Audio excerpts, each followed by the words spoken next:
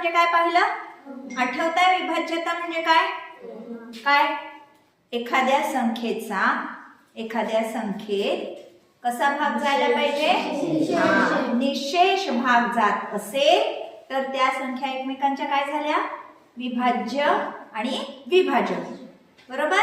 त्यातली जी मोठी संख्या असते तो असतो विभाज्य आणि जी लहान संख्या असते तो असतो विभाजक. हो ना? आता नेमकं विभाज्य आहे की नाही हे कसं समजायचं? आपण कसं पाहतो? ते भागाकार करून पाहतो.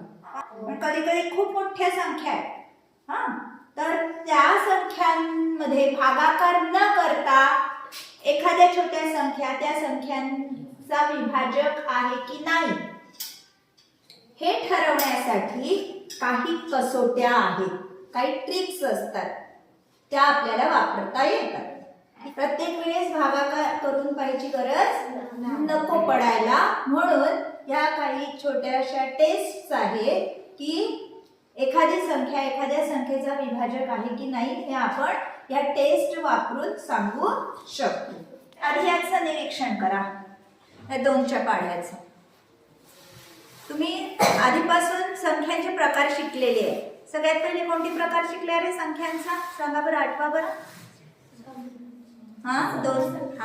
समसंख्या, इव्हन नंबर्स शिकले आहे ना? इव्हन नंबर्स काय असतं? इव्हन नंबर्स कशाला म्हणता तुम्ही? ज्या संख्येमध्ये 2, 4, 6, 8 म्हणजे 2चा निशेष भाग जातो त्या संख्यांना समसंख्या म्हणतात. आज आपण समसंख्या म्हणतो ज्यांच्यामध्ये 2चा निशेष भाग जातो. बरोबर? मग आता अशी कोणतीही मोठी संख्या असू दे ज्याच्या एकक स्थानी, बघा इथे एकक स्थानी तेच आहे 0, 2, 4, 6, 8, ज्या की काय कशा संख्या आहेत? समसंख्या. बरोबर? म्हणजे ज्या संख्येच्या एकक स्थानी समसंख्या म्हणा किंवा 0, 2, 4, 6, 8 हे अंक असतील तर त्याच्यामध्ये कशाचा भाग जातो? 2चा भाग जातो च. 2चा भाग जातो च. ठीक आहे? इथे तुम्ही आणखीनही वाढवू शकता. 22, 24 इथे हा पाढा मोठा वाढवला तरी काय होणार आहे? त्याच्या एकक स्थानी काय असणार आहे? 0, 2, 4, 6 किंवा 8 या संख्या असणार आहे. मग आता 2ची कसोटी काय सांगाल तुम्ही? ज्या संख्याच्या एकक स्थानी 0, 2, 4, 6, 8 हे अंक असतील त्या पूर्ण संख्येमध्ये 2चा निशेष भाग जातो. निशेष हा शब्द वापरायचाच, समजला? तेव्हाच आपण त्याला विभाज्य संख्या म्हणू शकतो. जर बाकी उरत असेल तर ती विभाज्य संख्या म्हणता येईल का आपल्याला? म्हणता येत नाही.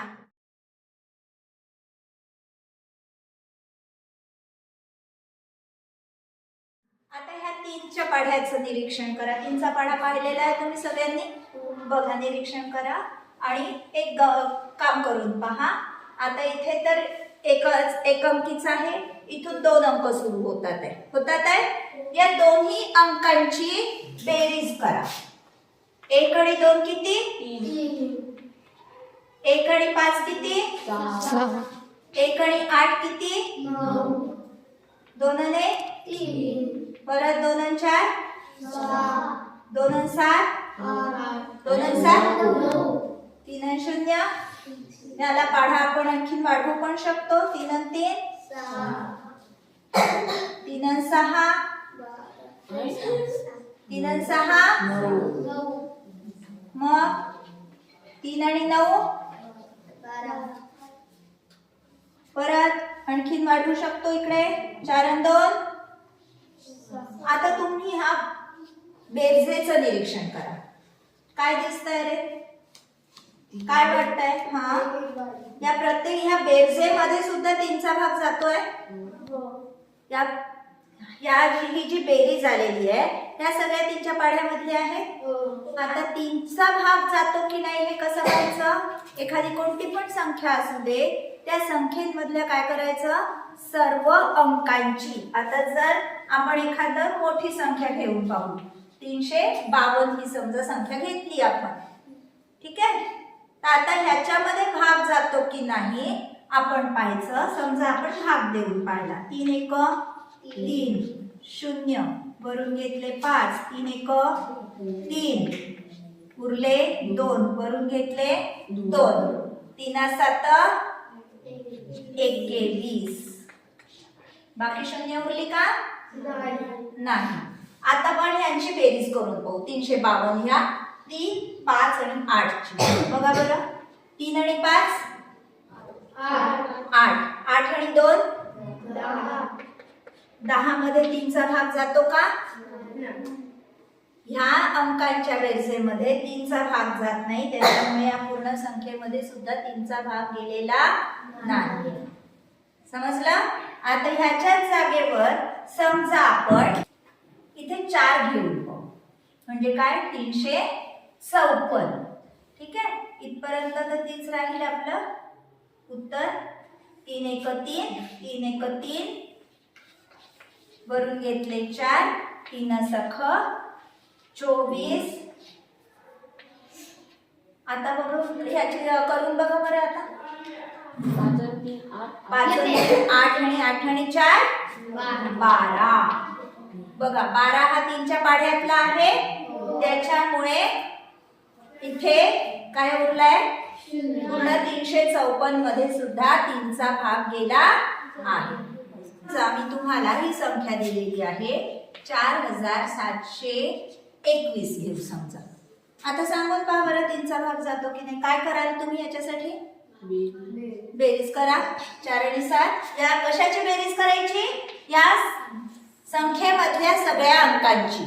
4 आणि 7 11 आणि 2 13 आणि 1 14. भाग जाईल? समजा आता इथे 2 घेतले, हा दोन्ही लिहून ठेवू आपण. 4721 आणि 4722. ठीक आहे. दोन्हीचा भागाकार करून पाहू वाटल्यास. बघा यांची बेरीज किती येते? 7 आणि 4 11, 11 आणि 2 13, 15. यांची 15 आली आणि यांची 14. बघू आपण भागाकार करून. हा 4221. 3 चा भाग 3 एक 3, 3 5 15 वरून घेतले 2, 3 7 21 उरला 1 वरून घेतला 1, 3 त्रिक 9. बाकी शून्य आली नाही, म्हणजे 4321 चा 3 हा विभाजक नाही. ठीक आहे. आता ह्याच जागेवर आपण 2 ठेवून पाहू. 322 722 करून पाहू. 3 एक 3 वरून घेतले 3 5 वरून घेतले 3 7 वरून घेतले 3 चौक.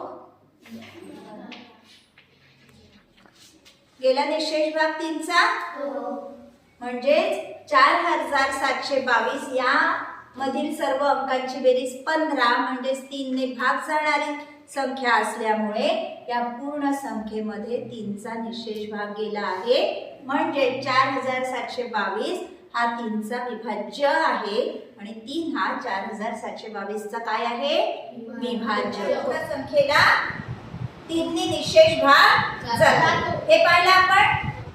त्याचप्रमाणे एखादी 3 अंकी संख्या असेल आणि त्या त्या संख्येमध्ये तिन्ही अंक समान असतील.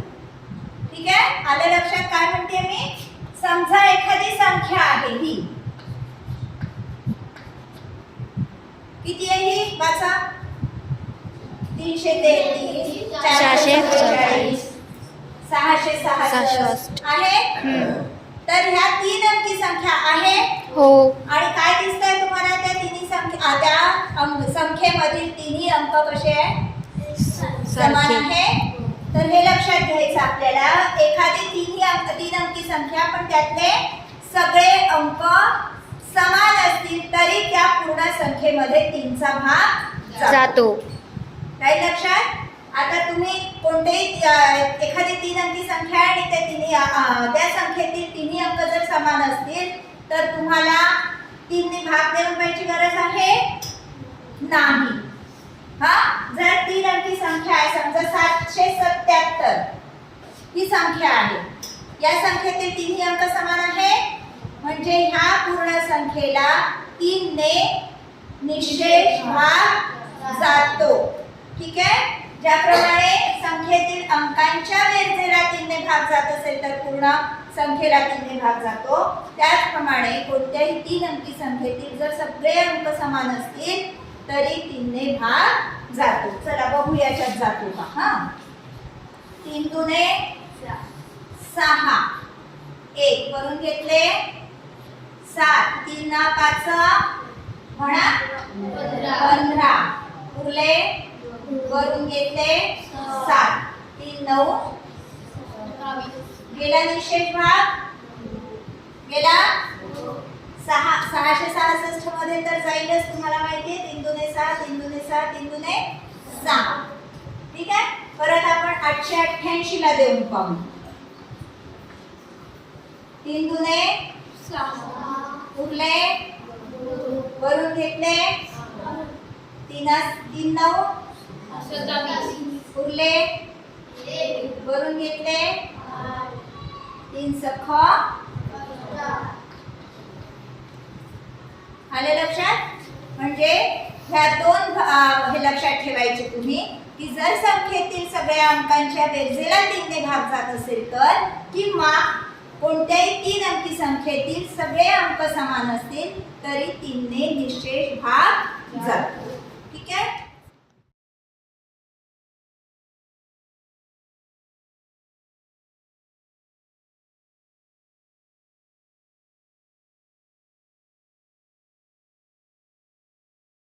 कसोटी बघून घ्या. 5चा पाढा निरीक्षण करा. काय दिसतंय 5च्या पाढ्यात? काय दिसतंय तुम्हाला 5च्या पाढ्यात? काय दिसतंय? एकक स्थानी काय दिसतंय? फक्त 0 आहे का? 0 5 0 5 0 5 0. अजून वाढवून पाहू हा पाढा. 5 गुणिला 11 55, 5 गुणिला 12 60, 65. हा बघा, तरी पण कितीही हा पाढा वाढवला तरी एकच स्थानी मात्र काय दिसतंय तुम्हाला? 0 5 0 5 0 5. बरोबर. मग आता कोणतीही संख्या, आता तुम्हाला समजा ही संख्या आहे 4722. सांगा बरं याच्यामध्ये 5चा भाग जाईल का? याच्यामध्ये 5चा भाग जाणार नाही. कारण काय? एकक स्थानी 0 किंवा 5 नाही. ठीक आहे. जर ह्याच जागेवर आपण 0 ठेवलं किंवा 5 ठेवलं, या जागेवर समजा 5 ठेवलं, तर आता तुम्ही सांगू शकता की 4725 मध्ये मग आधी कोणत्याही संख्या असू दे, आधी कोणतेही अंक असू दे, पण एकच स्थानी मात्र काय पाहिजे? 0 किंवा 5 पाहिजे. ठीक आहे. तर त्या पूर्ण संख्येमध्ये मग अशा कितीही अंकी संख्या तुम्ही सांगू शकता. बाकीचे अंक नाही पाहिलेही नाही, फक्त एकच स्थानचा अंक पाहिला तरी तुम्ही सांगू शकता की 5चा भाग जातो की नाही. समजली 5ची पण कसोटी?